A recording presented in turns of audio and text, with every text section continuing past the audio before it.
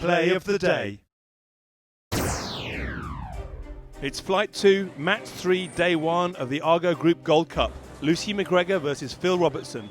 We pick up the action at Windward Mark 3, and I leave the commentary to young Phil Robertson. Here we are to leeward and outside the 2 boat length zone at the top mark, and we thought we'd give her a good luff to try and see if we can shake her, see if she can come get close to us and maybe put another penalty on her, but don't think this luff quite worked for us.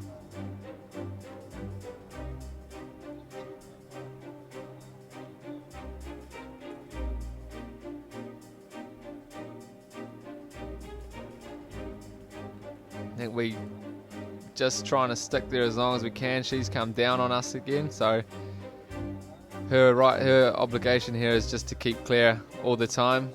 I think now we're just entering the zone maybe. No, not yet. We're going to go back and have another luff at her. She's getting very close now. I didn't agree with the umpires here. They gave us 2 green flags, but I thought she needed to do more to get out. Maybe they were right actually looking at it from this angle.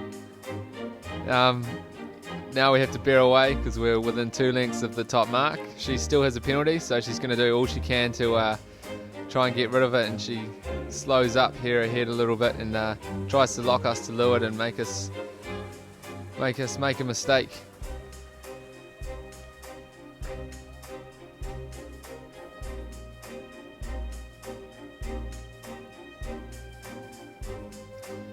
So here she goes. She's not going to round the mark yet. She's just sitting there and waiting head to wind. I had a crack at swinging behind her, but these boats turn awfully slow, and I think we almost took the back of her boat off, but we were pretty lucky there. Probably not patient enough.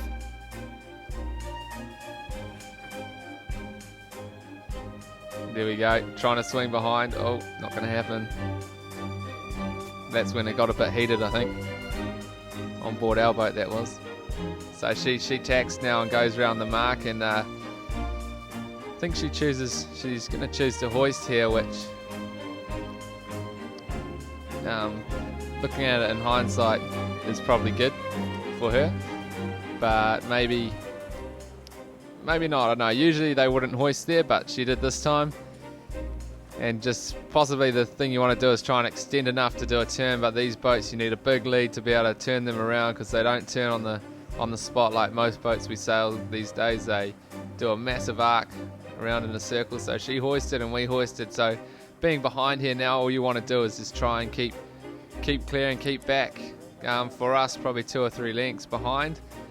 Here we just get a little close a lot of the time and just telling the boys to slow the boat down as much as they can, so they pull the mainsail right on and flap the spinnaker.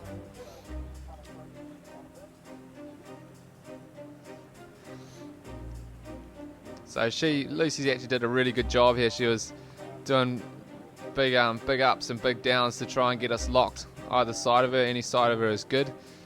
Down to leeward and side of where we are now is probably where she wants us. So she flops onto starboard, and of course we have to keep clear. And then she brings it back to try and lock us to windward. But the boys did well at keeping the boat slow there to stay behind her. We were still very close to her at this stage, and not the best job. We felt we didn't do it very well at all. And she did a really good job. She's still got her kite up, but still keeping slow. As you see, our spinnaker is not trimmed at all, which is just to slow the boat down.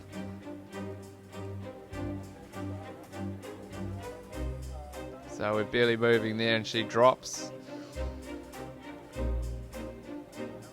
And just to slow down even more, she drops her kite so she can also stick it up higher and try and jibe at us and have a good crack at us. We also dropped as soon as she drops, because you just want to copy everything. Well, not really. We still got the kite up. But still very slow, so it didn't really matter. And she goes to hoist again to try and extend. I guess this was good. It just, it's a bit out of the norm. So it just rattles things up a bit, because the norm will be she'll just keep her kite down. So she's trying to extend again and get her turn in on the finish line. So we just waited a bit and then hoisted as well. Being behind like this when the front boat has a penalty, you just want to copy every move they do move for move and just not get too far behind but not get too close. So it's a fine line between both of them, and not quite. We're pretty close to the finish now. She drops again to try and slow down and pin us.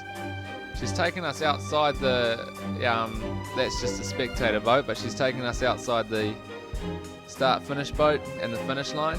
So now getting very close, and I can't see the bow of my boat there.